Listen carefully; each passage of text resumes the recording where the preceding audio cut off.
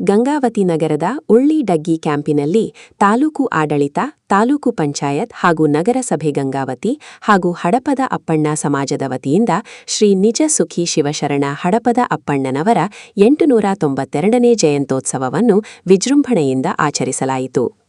ಈ ವೇಳೆ ಆಯೋಜಿಸಿದ ವೇದಿಕೆ ಕಾರ್ಯಕ್ರಮವನ್ನು ಸುಳೆಕಲ್ ಬೃಹನ್ಮಠದ ಸ್ವಾಮಿಗಳು ಉಪಸ್ಥಿತರಿದ್ದ ಗಣ್ಯರೊಂದಿಗೆ ಸಸಿಗೆ ನೀರು ಹಾಕುವುದರ ಮೂಲಕ ಚಾಲನೆ ನೀಡಿದರು. ನಂತರ ಮಾಜಿ ಶಾಸಕರಾದ ಪರಣ್ಣ ಮುನವಳ್ಳಿ, ಮುಖ್ಯ ಅತಿಥಿಗಳಾಗಿ ಆಗಮಿಸಿದ ವೀರಯ್ಯಸ್ವಾಮಿ ಹೇರೂರು, ಮಹಾಲಿಂಗಪ್ಪ ಬನ್ನಿಕೊಪ್ಪ, ಬಿಜೆಪಿ ಮುಖಂಡರಾದ ಸಂಗಮೇಶ ಸುಗ್ರೀವ ಹಾಗೂ ಇತರರು ಮಾತನಾಡಿ, ಶಿವಶರಣ ಹಡಪದ ಅಪ್ಪಣ್ಣನವರು ಸಮಾಜದಲ್ಲಿ ಸಮಾನತೆ, ಕಾಯಕ ಹಾಗೂ ಸಾಮಾಜಿಕ ಜಾಗೃತಿಯ ಸಂದೇಶವನ್ನು ಸಾರಿದ ಮಹಾನ್ ಶರಣರಾಗಿದ್ದಾರೆ. ಅವರ ಆದರ್ಶ ಹಾಗೂ ತತ್ವಗಳನ್ನು ಇಂದಿನ ಯುವ ಪೀಳಿಗೆಗೆ ಪರಿಚಯಿಸುವ ಅಗತ್ಯವಿದೆ ಎಂದು ಗಣ್ಯರು ಅಭಿಪ್ರಾಯಪಟ್ಟರು. ನಾನು ಇನ್ನೂ ಅಂಗಡಿಯಾಗ ಕುಂದಿರ್ತಿದ್ದೆ 95-96ರಲ್ಲಿ. ಯಾಕೆ ನೆನಪು ಮಾಡ್ತೀನಿ, ಮಂಜುನಾಥ್ ಸಿದ್ದಾಪುರ ಹೆಸರು ತೆಗೆದ್ರು. ನಾನು ಹೆಚ್ಚಿಗೆ ರಾಜಕಾರಣದಲ್ಲಿ ಇದ್ದಿಲ್ಲ ಅವಾಗ. 95 ನಮ್ಮ ಅಂಗಡಿಯಾಗ ಕುಂತ್ಕೊಂಡು ನಾನು ವ್ಯವಹಾರ ಮಾಡ್ತಿದ್ದೆ. ಮಂಜುನಾಥ್ ಸಿದ್ದಾಪುರ ಕೂಡ ನಮ್ಮ ಗುರುರಾಜ್ ಅಂತ ಅವತ್ತು ಅಧ್ಯಕ್ಷರಿದ್ರು. ಮೊದಲು ಏನು ಸಮಾಜ ಪ್ರಾರಂಭ ಮಾಡಿದ್ರು ಅವರಂತ ನಾನು ಭಾವಿಸ್ತಾ ಇದ್ದೀನಿ. ಗುರುರಾಜ್ ಅವರು ಮತ್ತು ಹನುಮಂತಪ್ಪರು ಬರ್ತಿದ್ರು, ಮಂಜುನಾಥ್ ಕರ್ಕೊಂಡ್ ಬರ್ತಿದ್ರು ನಮ್ಮ ಹತ್ರ. ನಾವು ಹಿಂಗ್ರಿ ಇವ್ರು ಸಮಾಜ ಹಿಂಗ, ಗುರುರಾಜ್ ಬಹಳ ಒಳ್ಳೆ ಆಕ್ಟಿವ್, ಹನುಮಂತಪ್ಪ ಇಬ್ರು ಕೂಡಿ ಸಮಾಜ ಕಟ್ಟಾಗತ್ತಾರ. 98ರ ಸಮಾಜ ಈಗಾಗಲೇ ಹೇಳಿದ್ರೆ ಉದ್ಘಾಟನೆ ಆಯ್ತು ಅಂತೇಳಿ ನಿಜವಾಗಿದ್ರೆ ಬಹಳ ಸಂತೋಷ. ಒಬ್ಬೊಬ್ಬರ ಕಡೆ ಒಂದೊಂದು ಗುಣ ಇರ್ತಾವ. ಸಮಾಜವನ್ನು ಬೆಳೆಸಬೇಕು, ಸಮಾಜವನ್ನು ಕಟ್ಟಬೇಕನ್ನುವಂಥ ಉದ್ದೇಶದಿಂದ ಇವತ್ತು 28 ವರ್ಷ ಆತೇನು ಸಮಾಜ ಕಟ್ಟಿದ್ದೀರಿ. ಈಗಾಗಲೇ ಪೂಜ್ಯರ ಅಂತ ಶಿವಶರಣ ಹಡಪದ ಅಪ್ಪಣ್ಣನವ್ರ ಬಗ್ಗೆ, ಯಾಕಂದ್ರೆ ಕಾಯಕವೇ ಕೈಲಾಸ ಅನ್ನೋ ತತ್ವವನ್ನು ಏನಾದರೂ ಇದ್ರೆ ಅದು ಹಡಪದ ಅಪ್ಪಣ್ಣನವರಿಂದ ಮಾತ್ರ ಅನ್ನುವಂಥ ಮಾತನ್ನು ನಾವು ನೆನೆಸ್ಬೇಕಾಗ್ತದೆ. ಮುಖ್ಯವಾಗಿ 12ನೇ ಶತಮಾನದ ಅಪ್ಪ ಬಸವಣ್ಣನ ಜೊತೆಗೆ ಆಪ್ತ ಕಾರ್ಯದರ್ಶಿಯಾಗಿ ಕಾರ್ಯ ಮಾಡೋದ್ರ ಜೊತೆಗೆ ಸಮಾಜವನ್ನು ತಿದ್ದುವಂಥ ಕಾರ್ಯವನ್ನು, ಸಮಾಜ ಕಾಯಕವೇ ಕೈಲಾಸ ಅನ್ನೋ ತತ್ವವನ್ನು ಅಳವಡಿಸಿಕೊಳ್ಳೋದ್ರ ಮುಖಾಂತರ ನಮಗೆಲ್ಲರಿಗೂ ಒಂದು ದೊಡ್ಡ ಸಂದೇಶವನ್ನು ಕೊಟ್ಟಂತ 12ನೇ ಶತಮಾನದ ಎಲ್ಲ ಶರಣರನ್ನು ಸಹಿತ ನಾವು ನೆನೆಸಬೇಕಾಗ್ತದೆ. ಅದರಲ್ಲಿ ಮುಖ್ಯವಾಗಿ ಹಡಪದ ಅಪ್ಪಣ್ಣನವರು ದೊಡ್ಡ ಕಾರ್ಯವನ್ನು ಮಾಡಿದ್ದಾರೆ ಅನ್ನುವಂಥ ಮಾತನ್ನು ಈ ಸಂದರ್ಭದಲ್ಲಿ ಹೇಳಲೇಬೇಕಾಗ್ತದೆ. ಈಗಾಗಲೇ ತಾವು ಹೇಳಿದ ಹಾಗೆ ಶಿಕ್ಷಣ ಮತ್ತು ಸಂಘಟನೆ ಶಕ್ತಿ ಅಂತ ಹೇಳಿದ್ರಿ. ದಯವಿಟ್ಟು ನಾನು ಎಲ್ಲ ತಾಯಂದಿರು ಇಲ್ಲಿದ್ದಾರೆ, ಶಿಕ್ಷಣಕ್ಕೆ ಹೆಚ್ಚಿನ ಆದ್ಯತೆ ಕೊಡಬೇಕಾಗಿದ್ದು ನಮ್ಮೆಲ್ಲರೂ ಒಂದು ಆದ್ಯ ಕರ್ತವ್ಯ. ಜೊತೆಗೆ ಹೇಳೋದಾದ್ರೆ ಶಿಕ್ಷಣ ಇದ್ದಾಗ ಮಾತ್ರ ಆ ಕುಟುಂಬ, ಆ ಸಮಾಜ ಹೆಚ್ಚಿನ ರೀತಿಯಲ್ಲಿ ಸುಧಾರಣೆ ಆಗಲಿಕ್ಕೆ ಸಾಧ್ಯ ಅನ್ನುವಂಥ ಮಾತನ್ನು ಸಹಿತ ನಾವು ಒತ್ತಿ ಹೇಳಬೇಕಾಗಿದೆ. ಬಡತನ ಶ್ರೀಮಂತಿಗೆ ಯಾರಿಗೂ ಶಾಶ್ವತ ಅಲ್ಲ. ಏನೇ ಕಷ್ಟ ಬಂದರೂ ಸಹಿತ ಮೊದಲು ಮಕ್ಕಳನ್ನು ಶಾಲೆಗೆ ಕಳಿಸುವಂತ ಒಂದು ವ್ಯವಸ್ಥೆ ಮಾಡಿದಾಗ ಮಾತ್ರ ಆ ಕುಟುಂಬ, ಆ ಸಮಾಜ ಸುಧಾರಣೆ ಆಗಲಿಕ್ಕೆ ಸಾಧ್ಯ ಅನ್ನುವಂಥ ಮಾತನ್ನ ನಾನು ಪದೇ ಹೇಳ್ತಾ ಇರ್ತೀನಿ. ಇವತ್ತು ನೋಡ್ರಿ, ಅನೇಕ ಹಿರಿಯ ಶರಣರ ಒಂದು ಆಶೀರ್ವಾದದಿಂದ ಇರಲಿ ಬಿಡ್ರಿ, ನಮ್ಗೆ ಅಧಿಕಾರ ಇತ್ತು, ನಾವು ಒಂದು ಸೈಟ್ ಕೊಟ್ಟಿವಿ, ನಮ್ದಲ್ಲ ಸ್ವಂತ ಸರ್ಕಾರದಿಂದ ಕೊಡಿಸಿವಿ. ನಾವೇನೋ ಒಂದು ನಮ್ಮ ಕೈಲಿ ಆದಷ್ಟು ಅವತ್ತು ಕೊಟ್ಟಿರ್ಬೋದು. ಆದ್ರೆ ಅವತ್ತೇನು ಪ್ರಾಧಿಕಾರದ ಅಧ್ಯಕ್ಷ ಮಹಾಲಿಂಗಪ್ಪನವ್ರು ಪ್ರಾಧಿಕಾರದ ಅಧ್ಯಕ್ಷ 3-4 ಸಮಾಜಕ್ಕೆ ಏನೋ ಕೊಟ್ಟಿವಿ ನಾವು ಪ್ರಾಧಿಕಾರ ಇದು ಸೈಟ್ಗಳನ್ನ. ಅದ್ರಾಗ ಒಂದು ಸಂತೋಷ ಅಂದ್ರೆ ಮೊದಲ ಇದನ್ನೇನು ಕಟ್ಟಿದವರು ಹಡಪ ಸಮಾಜದವರು ಅನ್ನೋದು ಒಂದು ದೊಡ್ಡ ಸಂತೋಷ. ಇನ್ನೂ 2-3 ಸಮಾಜ ದೊಡ್ಡ ಸಮಾಜಕ್ಕೂ ಕೊಟ್ಟಿವಿ, ಅವು ಇನ್ನೂ ಹಂಗ ಕೂಡ್ಕೊಂತ ನಾವು. ಆದ ಕಾರಣ ಹೇಳೋದಿಷ್ಟೇ, ಸಮಾಜದಲ್ಲಿ ಒಕ್ಕಟ್ಟಾಗಿ ಕಾರ್ಯ ಮಾಡ್ರಿ. ಸಣ್ಣ ಪುಟ್ಟ ಸಮಸ್ಯೆಗಳು ಇರೋದು ಸಹಜ, ಆದ್ರೆ ಸಮಾಜದ ಒಕ್ಕಟ್ಟಿನಲ್ಲಿ ಬಲ ಇರ್ತದೆ. ಆದ ಕಾರಣ ಈಗ ಹನುಮಂತಪ್ಪ ಸರಿಗಮ ಇರ್ಬೋದು, ನಿರ್ಪಾದಿ ಇರ್ಬೋದು, ಅನೇಕರು ಕೂಡ್ಕೊಂಡು ಎಷ್ಟೇ ಕಷ್ಟ ಬರಲಿ, ಕಷ್ಟ ಬರೋದು ಸಹಜ ಮನುಷ್ಯನಿಗೆ. ಮತ್ತು ಮನುಷ್ಯನಿಗೆ ಕಷ್ಟ ಬರಲ್ಲ ಏನು ಬರಕ್ ಸಾಧ್ಯದನ? ಈಗ ಯಾವುದೇ ಸಂದರ್ಭದಲ್ಲಿ ಆ ಕಷ್ಟವನ್ನು ಎದುರಿಸುವಂತ ಒಂದು ಮನೋಭಾವನೆಯನ್ನು ಬೆಳೆಸಿಕೊಂಡಾಗ ಮಾತ್ರ ಸಮಾಜ ಇನ್ನೂ ಹೆಚ್ಚಿನ ರೀತಿಯಲ್ಲಿ ಸುಧಾರಣೆ ಆಗಲಿಕ್ಕೆ ಸಾಧ್ಯ ಆಗ್ತದೆ ಅನ್ನುವಂಥ ಮಾತನ್ನು ಈ ಸಂದರ್ಭದಲ್ಲಿ ತಿಳಿಸೋದ್ರ ಜೊತೆ 12ನೇ ಶತಮಾನದಲ್ಲಿ ಅಣ್ಣ ಬಸವಣ್ಣನವರು ಜೊತೆಗೆ ಹಡಪದ ಅಪ್ಪಣ್ಣನವರು ಅವರ ಒಂದು ಬರೇ ಕಾಯಕ ಮಾಡಲಿಲ್ಲ. ಅವರು ಜೊತೆಗೆ ಈ ಸಮಾಜವನ್ನು ಒಕ್ಕೂಡ್ತಕ್ಕಂಥ ಈ ಒಂದು ಸಮಾನತೆಯನ್ನ ತರುವಲ್ಲಿ ಬಹಳ ಪ್ರಯತ್ನ ಪಟ್ಟರು. ಈ ಸಮಾನತೆ ತರುವುದಷ್ಟು ಈಸಿ ಅಲ್ಲ ಅಂತ ಶರಣರ ಒಂದು ಏನು ಕೆಲಸ ಮಾಡಿ ಇವತ್ತು ಅದರ ಪ್ರತಿಫಲ ಇವತ್ತು ನಾವೆಲ್ಲ ಉಂಟಾ ಇದ್ದೇವೆ. ನಿಜವಾಗ್ಲೂ ಈ ಹಡಪದ ಅಪ್ಪಣ್ಣನವರು ಸಮಾಜ ಇದೆಯಲ್ಲ, ಇವತ್ತು ನಮ್ಮ ಎಲ್ಲ ಜನರಿಗೆ ಬಹಳ ಉಪಯುಕ್ತವಾಗಿರ್ತಕ್ಕಂಥ ಸೇವೆಯನ್ನು ಮಾಡ್ತಾ ಇದ್ದಾರೆ. ಇದು ಯಾವುದೇ ರೀತಿಯಾಗಿರಲಿ ಅವರ ಸೇವೆ ಅಪಾರವಾಗಿರ್ತಕ್ಕಂಥ ಸೇವೆ. ಈ ಒಂದು ಅವರ ಸೇವೆಗೆ ನಾವೆಲ್ಲ ಶಿರವಣೆ ಆಗ್ಬೇಕಂತ ನಾವು ಕೇಳ್ಕೊತಾ ಇದ್ದೀವಿ. ಜೊತೆಗೆ ಇಲ್ಲಿ ನೆರೆದಿರ್ತಕ್ಕಂಥ ಎಲ್ಲರಿಗೂ ಕೂಡ ನಾನು ವಂದಿಸಿ ಮಾತನ್ನು ಮುಗಿಸ್ತಾ ಇದ್ದೀನಿ. ನಾವೇ ಮುಖ್ಯ, ಈ ಸಮಾಜದ ಜಗದ್ಗುರುಗಳೇ ಮುಖ್ಯ ಅಂತ ಹೇಳಿದ್ರು ಅಂತ. ನಂತರದಲ್ಲಿ ವಿರಕ್ತ ಸ್ವಾಮಿಗಳು ಬಂದರು. ಅವರು ಹೋಗಿ ಬಸವಣ್ಣನ ಕಿವಿಗೆ ಹಿಂಗೆ ಓದ್ರು. ಓದ್ಕೊಳ್ಳ ಏನು ಹೇಳಿದರು ಅಂತ ಕೇಳಿದ್ರು. ಇಲ್ಲ, ನೀವು ಮಠದ ಜೊತೆಗೆ ಹೆಚ್ಚು ಶಾಲಾ ಕಾಲೇಜುಗಳನ್ನು ಬೆಳೆಸ್ರಿ ಅಂತ ಹೇಳಕತ್ತಾರ ಅಂದ್ರು. ನಂತರದಲ್ಲಿ ವೀರಶೈವರು ಬಂದರು. ಅವರು ಬಂದು ಅವರು ಕಿವಿ ಕೊಟ್ಟು ಕೇಳಿದ್ರು. ಅವಾಗ ಏನಂದ್ರು, ಎಲ್ಲರಿಗಿಂತ ನಾವೇ ಮುಖ್ಯ ಅಂತ ಹೇಳಂತಂದ್ರು. ಈ ಸಮಾಜವನ್ನ ಧಾರ್ಮಿಕವಾಗಿ ಮುನ್ನಡೆಸುವಲ್ಲಿ ಈ ಒಂದು 12ನೇ ಶತಮಾನದ ಈ ಲಿಂಗವಂತ ಪರಂಪರೆಯಲ್ಲಿ ಸುಮಾರು 100 ಒಳಪಂಗಡಿಗಳಿದ್ರೂ ಕೂಡ ಇವತ್ತು ಈ ಒಂದು ಸಂಸ್ಕಾರದಲ್ಲಿ ಯಾವುದಾದ್ರೂ ಸಮಾಜ ಪರಿಪೂರ್ಣವಾಗಿದೆ ಅಂದ್ರೆ ಅದು ಕೇವಲ ಹಡಪದ ಅಪ್ಪಣ್ಣ ಸಮಾಜ. ಉಳಿದವೆಲ್ಲವೂ ಸ್ವಲ್ಪ ಹಳಿ ತಪ್ಪಿದಾವ. ಆದರೆ ನೀವು ನಮ್ಮ ಸಮಾಜದ ಅಪ್ಪಣ್ಣನವರಿಗೆ ಎಂತ ಒಂದು ಗೌರವವನ್ನು ಕೊಟ್ಟಿದಂದ್ರೆ ಇವತ್ತು ಕೂಡ ಅವ್ರನ್ನ ಬಸವಣ್ಣನವರು ಆಪ್ತ ಕಾರ್ಯದರ್ಶಿ ಅಂತ ಇಟ್ಕೊಂಡಿದ್ರು. ಆಪ್ತ ಕಾರ್ಯದರ್ಶಿ ಆಗಿರ್ತಾರಂದ್ರೆ ಹೆಂಡತಿ ಸಹಿತ ಆಪ್ತ ಕಾರ್ಯದರ್ಶಿ ಆಗಿರೋದಲ್ಲ ಮನೆಗೆ. ಆದ್ರೆ ಯಾರು ಆಪ್ತ ಕಾರ್ಯದರ್ಶಿ ಆಗಿರ್ತಾರಂದ್ರೆ ಎಲ್ಲರನ್ನು ಬಿಟ್ಟು ಯಾವ ವ್ಯಕ್ತಿ ಯಾರನ್ನ ನಂಬುತ್ತಾನೆ ಆತನ ಮಾತ್ರ ಆತ್ಮ ಕಾರ್ಯದರ್ಶಿ ಆಗಿಟ್ಕೊಂಡಿರ್ತಾರೆ. ಆ ಹಿನ್ನೆಲೆಯಲ್ಲಿ ಬಸವಣ್ಣನವ್ರನ್ನ ನಾವು ಭೇಟಿ ಆಗ್ಬೇಕಾದ್ರೆ ಮೊದಲು ಯಾರನ್ನ ಭೇಟಿ ಆಗ್ಬೇಕು? ನಾವು ಅಪ್ಪಣ್ಣವ್ರ ಭೇಟಿ ಆಗ್ಬೇಕು. ಅಲ್ಲಮ್ಮ ಪ್ರಭು ಮತ್ತು ಸಿದ್ದರಾಮೇಶ್ವರರು ಬಸವಣ್ಣನವರಂತ ಬಂದಾಗ ಬಸವಣ್ಣನವ್ರನ್ನ ಭೇಟಿ ಮಾಡಿಸೋದಕ್ಕಿಂತ ಅವರಿಬ್ಬರನ್ನ ಭೇಟಿ ಆದವ್ರು ಯಾರಂದ್ರೆ ಹಡಪದ ಅಪ್ಪಣ್ಣವ್ರು. ಆ ಹಿನ್ನೆಲೆಯಲ್ಲಿ ಇವತ್ತು ಹಡಪದ ಅಪ್ಪಣ್ಣನವರು ಸಹಿತ ಬಸವಣ್ಣನವರು ಅವ್ರ ಮೇಲೆ ಏನೊಂದು ಗೌರವ ಇಟ್ಟಿದ್ರು, ಅದನ್ನ ನಿಮ್ಮ ಮುಡಿಗೆ ಹೂವು ತರುವನೆಲ್ಲದೆ ಹುಲ್ಲ ತಾರೇನೋ ಅನ್ನೋ ರೀತಿಯಲ್ಲಿ ಎಲ್ಲ ಕಲ್ಯಾಣ ಕ್ರಾಂತಿ ಆದ್ಮೇಲೆ ಎಲ್ಲರೂ ಚೆದರು ಹೋದ್ರು ಕೂಡ ಬಸವಣ್ಣನ ನೆರಳಿನಂತೆ ಹಿಂಬಾಲಿಸಿದವರು ಹಡಪದ ಅಪ್ಪಣ್ಣವರು. ಅಂತ ಅಪ್ಪಣ್ಣನವರು ಇವತ್ತಿಗೂ ಕೂಡ ಕೂಡಲ ಸಂಗಮದ ಈ ಕಡೆ ಬಸವಣ್ಣನವರ ಐಕ್ಯ ಸ್ಥಳ ಇದ್ರೆ ಒಳ್ಳೆಯ ಆ ಕಡೆ ತಂಗಡಿಗೆಯಲ್ಲಿ ಹಡಪದ ಅಪ್ಪಣ್ಣನವರ ಒಂದು ಲಿಂಗೈಕ್ಯ ಸ್ಥಾನವಿದೆ. ಆ ಹಿನ್ನೆಲೆಯಲ್ಲಿ ನೀವೆಲ್ಲರೂ, ಯಾಕಂದ್ರೆ ಬಹಳಷ್ಟು ವಿಚಾರಗಳು ಹೇಳಬೇಕಿದ್ರು ಕೂಡ ಸಮಯ ಇಲ್ಲ. ಕೆಲವೊಂದು ಸಭೆಗಳಲ್ಲಿ ಬಹಳತ್ತು ಮಾತನಾಡಿದವರು ಬಹಳ ಜನರಿಗೆ ಪ್ರಿಯ ಆಗ್ತಾರೆ. ಕೆಲವು ಸಭೆಗಳಲ್ಲಿ ಯಾರು ಸ್ವಲ್ಪ ಮಾತಾಡ್ತಾರೆ ಅವ್ರು ಪ್ರಿಯ ಆಗ್ತಾರೆ. ಆ ಸ್ವಲ್ಪ ಮಾತಾಡೋರಲ್ಲಿ ನಾನು ಪ್ರಿಯ ಆಗ್ಬೇಕಂತ ಅನ್ಕೊಂಡು ನಾನು ಮಾತು ಮುಗಿಸ್ತೀನಿ. ಶರಣ ನೋಡ್ಕೊಂಡು ಹೋಗ್ತಿದ್ರು. ಯಾವುದೇ ಕಾರ್ಯಗಳು ಆಗ್ಬೇಕಾದ್ರೆ ಅಲ್ಲಿ ಅಪ್ಪಣ್ಣನವರು ಮುಂದೆ ಬರ್ತಿದ್ರು. ಅಪ್ಪಣ್ಣವರು ಇಲ್ಲೇ ಬಸವನ ಬಾಗುಡಿ ಹತ್ರ ಮಸಬಿ ಹಂಚಿನಾಳ ಅಂತ ಅವರ ಹುಟ್ಟೂರು ಇತ್ತು. ಅವರು ಬಸವಣ್ಣನ ಜೊತೆ ಕಲ್ಯಾಣಕ್ಕೆ ಬಂದರು. ಕಲ್ಯಾಣದಲ್ಲಿ ಅವರು ಬಸವಣ್ಣನವರ ಜೊತೆ ತಮ್ಮ ಕಾಯಕ ಮಾಡುತ್ತಾ ಅಲ್ಲೇ 12ನೇ ಶತಮಾನದಲ್ಲಿ ಅವರು ಬಸವ ಕಲ್ಯಾಣ ಇದ್ರು. ಆಮೇಲೆ ಬಸವಣ್ಣನವರಿಗೆ ಗಡಿಪಾರಾದಾಗ ಬಸವಣ್ಣವರು ಕೂಡಲ ಸಂಗಮಕ್ಕೆ ಬರ್ತಾರೆ. ಅವಾಗ ಬಸವಣ್ಣವರು ಹಡಪದ ಅಪ್ಪಣ್ಣವರಿಗೆ ಹೇಳ್ತಾರೆ, ನೀಲಮ್ಮನ್ನ ಕರ್ಕೊಂಡು ಬಾರಪ್ಪ ಅಂತೇಳಿ. ಅವಾಗ ಅವರು ನೀಲಮ್ಮನ ಕರ್ಕೊಂಡ್ ಬರ್ತಾರ. ಕರ್ಕೊಂಡ್ಬರೋ ಹೊತ್ತಿನಲ್ಲಿ ಅಲ್ಲಿ ಹೊಳಿ ಫುಲ್ಲು ತುಂಬಿರ್ತೈತಿ ತಂಗಡಿಗೆ ಹತ್ರ. ಅವಾಗ ಬರೋ ಹೊತ್ತಿನಾಗ ನೀಲಮ್ಮನವರು ಒಂದು ದೊಡ್ಡ ಮಾತು ಹೇಳ್ತಾರ, ಅಲ್ಲಿರುವ ಲಿಂಗಯ್ಯ ಇಲ್ಲಿಲ್ಲವೇ ಅಂತ. ಎಷ್ಟು ನೋಡ್ರಿ, ಆಧ್ಯಾತ್ಮದಲ್ಲಿ ಎಲ್ಲರಿಗಿಂತ ಮೇಲುಗೈ ಸಾಸಿರು ಅವರು. ಅವಾಗ ಬಸವಣ್ಣವರು ಲಿಂಗೈಗೆ ಹಾಕ್ಯಾರ. ಆಮೇಲೆ ಹಡಪದಪ್ಪಣ್ಣವರು ಮತ್ತು ಲಿಂಗಮ್ಮ ತಂಗಡಿಯಲ್ಲಿ ಹೇಗೆ ಹಾಕ್ಯಾರ. ಇಷ್ಟು ಮಾತಾಡೋಕೆ ಅವಕಾಶ ಕೊಟ್ಟಂತ ತಮ್ಮೆಲ್ಲರಿಗೂ 8 ವರ್ಷಗಳ ಕಾಲ ನಿರಂತರ ಸಮಾಜದ ಹಿರಿಯರಾದ ನಮ್ಮ ಗುರುರಾಜ್ ಅವರ ನೇತೃತ್ವದಲ್ಲಿ ಹಿಂದಿನ ಶ್ರೀ ಹಿರೇಜಂತಕಲ್ನಲ್ಲಿ ಮುಡಾಣೇಶ್ವರ ದೇವಸ್ಥಾನದಲ್ಲಿ ಬಸವ ಕೇಂದ್ರದ ನೇತೃತ್ವದಲ್ಲಿ ನಮ್ಮ ಸಮಾಜದ ಸಂಘಟನೆಯನ್ನು ಮಾಡುತ್ತಾ 12ನೇ ಶತಮಾನದ ಶಿವಶರಣ ಹಡಪದಪ್ಪಣ್ಣನವರ ಜಯಂತಿಯನ್ನು ಮಾಡುತ್ತಾ ಸಮಾಜದ ಮುಖ್ಯ ವಾಹಿನಿಯಲ್ಲಿ ಗುರುತಿಸಿಕೊಳ್ಳಲು ಮುಖ್ಯ ಕಾರಣವಾಯಿತು. ನಮ್ಮ ಸಮಾಜದ ಸಭೆ ಸಮಾರಂಭಗಳನ್ನು ಆಚರಣೆಗಳನ್ನು ಮಾಡಲು ಬೇರೆ ಬೇರೆ ಜಾಗಗಳಲ್ಲಿ ಆಚರಣೆ ಮಾಡುತ್ತಾ ಸಾಕಷ್ಟು ತೊಂದರೆಗಳು, ಕಷ್ಟ ಕಾರ್ಪಣ್ಯಗಳನ್ನು ಅನುಭವಿಸಲಾಯಿತು.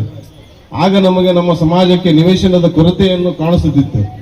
ಹಾಗಾಗಿ 2009ರ ಸಾಲಿನಲ್ಲಿ ಶಾಸಕರಾದ ಶ್ರೀ ಪರಣ ಮುನ್ನೋಳಿ ಅವರು ಅಧಿಕಾರ ಅವಧಿಯಲ್ಲಿ ಪ್ರಾರಂಭವಾದ ನಮ್ಮ ಸಂಕಲ್ಪ ಸನ್ಮಾನ್ಯ ಶಾಸಕರು ಹಾಗೂ ಸಚಿವರಾದ ಶ್ರೀ ಇಕ್ಬಾಲ್ ಅನ್ಸಾರಿ ಅವರ ನೇತೃತ್ವದಲ್ಲಿ 2015ರ ಸಾಲಿನಲ್ಲಿ ನಮ್ಮ ಸಮಾಜಕ್ಕೆ ಖಾಸಗಿಯಲ್ಲಿ 2 ನಿವೇಶನಗಳನ್ನು ಒದಗಿಸಿಕೊಟ್ಟರು.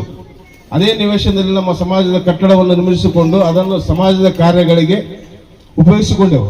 ಆದರೆ ಕಾರಣಾಂತರಗಳಿಂದ ಸರ್ಕಾರದ ಯೋಜನೆಗಳನ್ನು ಪಡೆದುಕೊಳ್ಳಲು ಆಗದ ಕಾರಣ ಹಾಗೂ ಅಲ್ಲಿ ಸ್ಥಳದ ಅಭಾವ ಇದ್ದ ಕಾರಣ ಪುನಃ ಶಾಸಕರಾದ ಪರಣ್ಣ ಮುನ್ನೋಳೆ ಅವರ ನಮ್ಮ ಸಮಾಜದ ತೊಂದರೆಗಳನ್ನು ಹೇಳಿಕೊಂಡಾಗ ಅವರು ಹಿಂದು ಮುಂದೆ ಯೋಚಿಸದೆ ನಮ್ಮ ಸಮಾಜದ ಜನಸಂಖ್ಯೆಗೆ ಅನುಗುಣವಾಗಿ CS ಸೈಟ್ ಅನ್ನು ಕೊಟ್ಟು ಮತ್ತೆ ಅದಕ್ಕೆ ಹಣವನ್ನು ಸಹ 1 ಲಕ್ಷ ರೂಪಾಯಿವರೆಗೂ ಅವರು ಧನ ಸಹಾಯವನ್ನು ನೀಡಿದರು.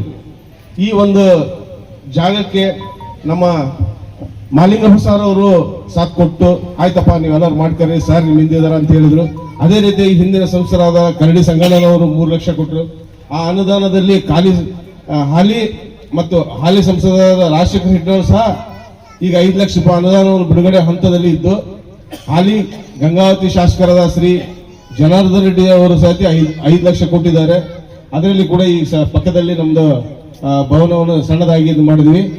ಮುಂದಿನ ದಿನಗಳಲ್ಲಿ 28 ಸಂಘಟನೆ ಪ್ರತಿಫಲವಾಗಿ 28 ವರ್ಷಗಳ ಸಂಘಟನೆಯ ಪ್ರತಿಫಲವಾಗಿ ಸಮಾಜದ ಈ ಒಂದು ಹಂತಕ್ಕೆ ಬಂದು ತಲುಪಿದೆ.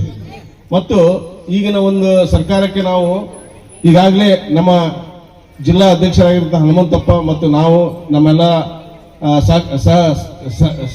ಜೊತೆಯಾಗಿರ್ತಕ್ಕಂಥ ಎಲ್ಲ ನನ್ನ ಹಡಪದ ಬಂಧುಗಳು ನಮಗೆ ಸಾಥ್ ಕೊಟ್ಟಿರೋದ್ರಿಂದ 1,21,00,000 ರೂಪಾಯಿಗಳು ವಿಶೇಷ ಅನುದಾನವನ್ನು ನಾವು CM ಅವರಿಗೆ ನಾವು ಕೊಟ್ಟಿದ್ದೀವಿ. ಅದು ಸಹ ಸರ್ಕಾರದ ಮಟ್ಟದಲ್ಲಿ ಸಂಬಂಧಪಟ್ಟ ಇಲಾಖೆಯ ಮುಂದಿದೆ. ಅವಶ್ಯಕತೆ ಶೀಘ್ರದಲ್ಲಿ ಪಡೆಯುವ ಉದ್ದೇಶವನ್ನು ನಾವು ಹೊಂದಿದ್ದೇವೆ. ನಮ್ಮ ಸಮಾಜದ ಗುರಿ ನಮ್ಮ ಮುಂದಿನ ಪೀಳಿಗೆಗೆ ಶಿಕ್ಷಣಕ್ಕೆ, ಆರೋಗ್ಯಕ್ಕೆ ಹಾಗೂ ಮಹಿಳಾ ಸಬಲೀಕರಣಕ್ಕೆ ನಮ್ಮ ಚಿಂತನೆಯನ್ನು ಇಟ್ಟುಕೊಂಡು ಆರ್ಥಿಕ ಕಷ್ಟದಲ್ಲಿರುವ ಸಹ ಇಂತಹ ಒಂದು ದೊಡ್ಡ ಕಾರ್ಯಕ್ರಮವನ್ನು ಮಾಡುತ್ತಾ ನಾವು ಸಮಾಜದ ಮುಖ್ಯ ವಾಹಿನಿಯಲ್ಲಿ ಗುರುತಿಸಿಕೊಂಡು ಸರ್ಕಾರದ ಎಲ್ಲಾ ಸವಲತ್ತುಗಳನ್ನು ಪಡೆದುಕೊಂಡು ಸಮಾಜವು ಸುದೃಢವಾಗಬೇಕೆಂದು ಆಶಿಸುತ್ತೇವೆ. 12ನೇ ಶತಮಾನದ ಬಸವಣ್ಣನವರು ನೆಂದಾಗ ಮಾತ್ರ ಅತಿ ಸಂತೋಷ ಆಗ್ತದಂತಪ್ಪ. 12ನೇ ಶತಮಾನದಲ್ಲಿ ಏನಾದರೂ ಶರಣರು ಇದ್ದಿಲ್ಲ ಅಂದ್ರೆ ಈ ಎಲ್ಲ ಸಮಾಜಗಳು ಯಾವ ಮೂಲೆ ಗುಂಪಾಗಿರ್ತದೆ ಅಂತಕ್ಕಂಥ ಮಾತನ್ನು ಈಗಾಗಲೇ ನಮ್ಮ ದಿಲೀಪ್ ರವರು ಮತ್ತು ಬಸವಣ್ಣರವರು ಬಸವಣ್ಣ ಮತ್ತು 12ನೇ ಶತಮಾನ ಶರಣರ ಬಗ್ಗೆ ನಮ್ಗೆ ತಿಳಿಸಿಕೊಟ್ಟಿದ್ದಾರೆ. ಅಂತಹ ಸಮಾಜವನ್ನು ಕಟ್ಟಿರ್ತಕ್ಕಂಥ ಹಡಪದ ಅಪ್ಪಣ್ಣವರನ್ನ ಪ್ರತಿ ವರ್ಷ ಜಯಂತ್ಯೋತ್ಸವದ ಅಂಗವಾಗಿ ಕಾರ್ಯಕ್ರಮ ಮಾಡುತ್ತಿರ್ತಕ್ಕಂಥ ತಮಗೆಲ್ಲರಿಗೂ ಒಂದನ್ನು ತಿಳಿಸ್ತಾ ಇದ್ದೀನಿ. ಹಾಗೆ ಇವತ್ತು ನಮ್ಮ ಸಪ್ಪನವರು ನಾನು ಜೊತೆಯಾಗಿ ಬೆಳೆದಂತವರು ಬಸವಪಟ್ಟಣದಲ್ಲಿ. ನಂದು ಮೂಲ ಎಜುಕೇಶನ್ ಬಸವಪಟ್ಟಣ. ಹನುಮಂತಪ್ಪನವರು ಸಹ 1 ವರ್ಷ ಸೀನಿಯರ್ ನಮಗಷ್ಟೇ.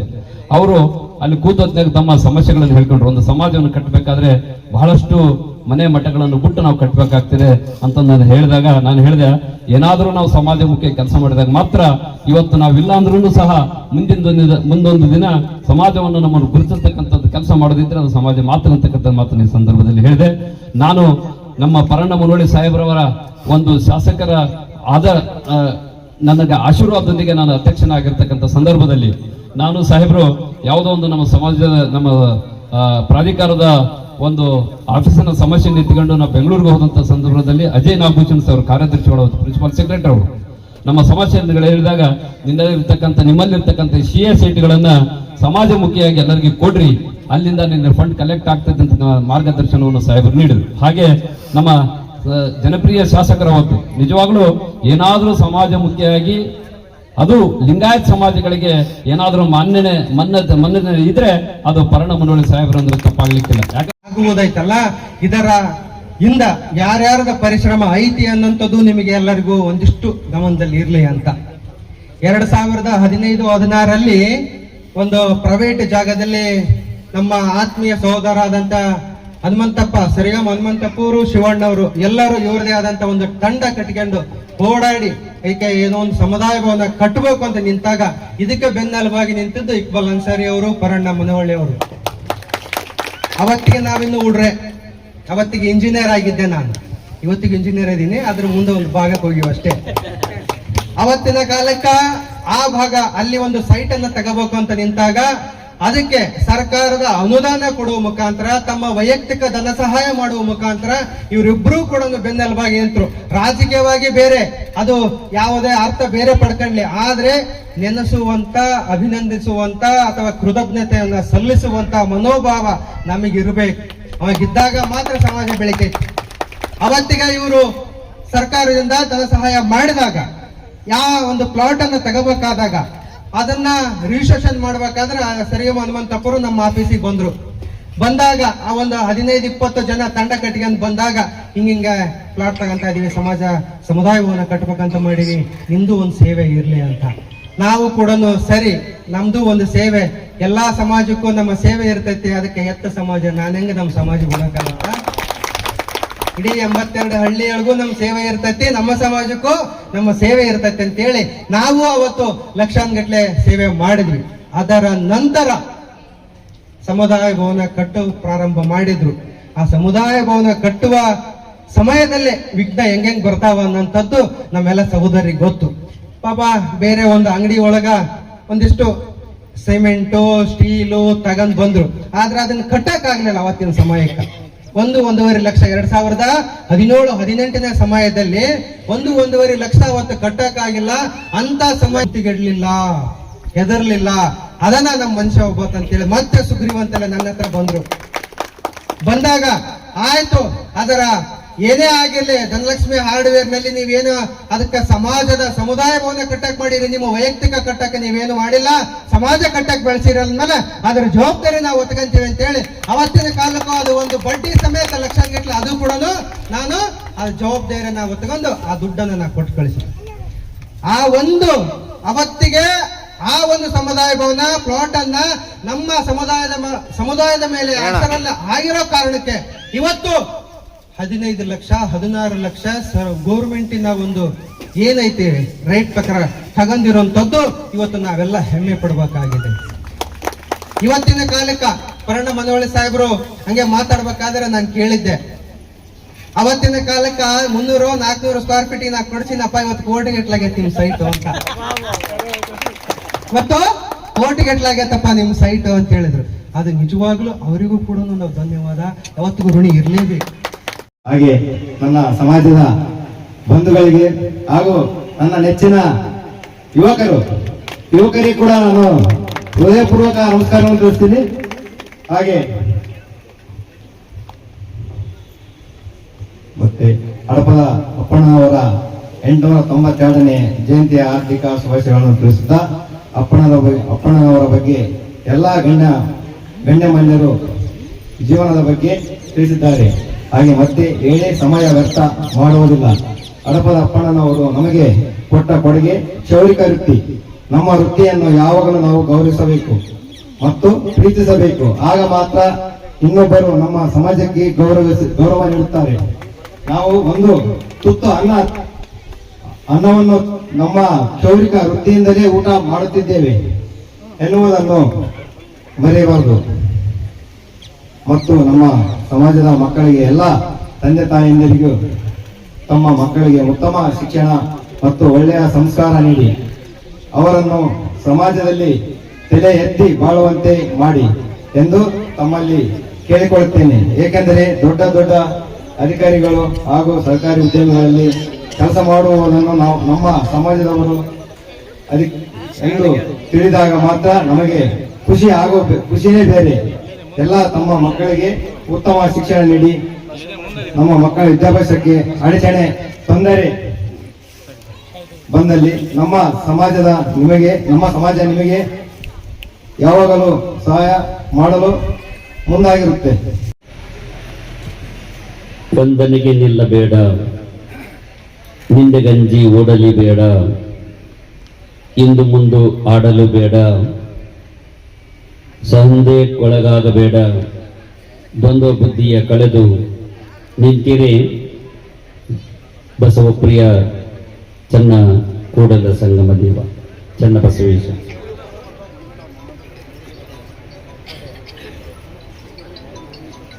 ಅಪ್ಪಣ್ಣನವರು ಬಹಳ ಅದ್ಭುತವಾಗಿರುವಂತ ಅನೇಕ ಕೆಲಸಗಳನ್ನು ಮಾಡಿದಂಥವ್ರು. ಎಂದು ಬಸವಣ್ಣನವರ ಮಾತನ್ನು ಮೀರಿದಂಥವರಲ್ಲ. ಬಸವಣ್ಣನವರಿಗೆ ತಾವು ಹೇಳಿದಂತೆ ಆಪ್ತ ರಕ್ಷಕರಾಗಿ ಎಲ್ಲರೂ ಮಾತಾಡಿದ್ ಬಿಟ್ಟು ತಗೊಂಡು ಮಾತಾಡ್ಬೇಕೀಗ ಅಷ್ಟೇ.